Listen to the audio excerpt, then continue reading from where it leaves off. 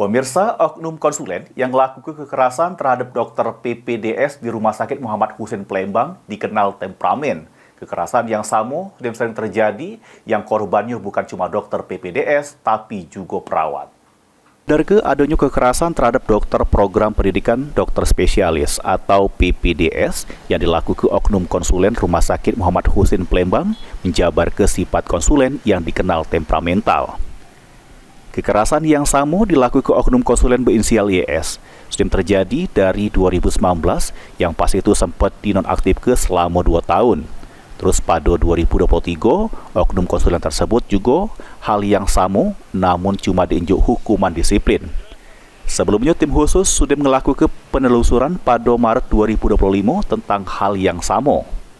Dirut Rumah Sakit Muhammad Husin Palembang mengungkapkan korban tidak cuma dokter PPDS baik, tapi juga perawat yang bertugas di tempat yang sama dengan konsulen YS, namun mereka takut untuk melapor. Kami mengadakan pertemuan pada pagi hari ini untuk menjawab pertanyaan juga bagi MWH, kemudian ke hasil penelusuran dan pemeriksaan ini cukup dari data didapatkan bahwa konsulen tersebut melakukan 3 jenis perundungan kalau kita kelompokkan ya teman-teman sesuai dengan elemen.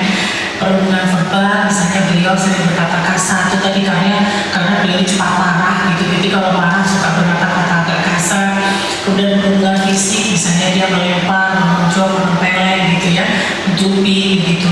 Atau perundungan non-verbal dan non-fisik, misalnya beliau itu kalau nggak suka dengan salah satu PPDS, kemudian PPDS-nya dihindari gitu, nggak mau bertemu dengan PPDS itu gitu.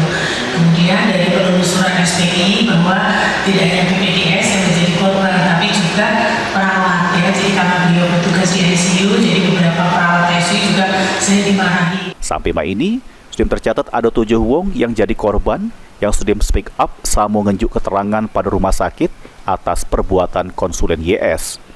Pihak rumah sakit ini lagi nunggu keputusan dari Kemenkes terkait hukuman untuk konsulen YS yang sudah berkali-kali melakukan kekerasan yang sama.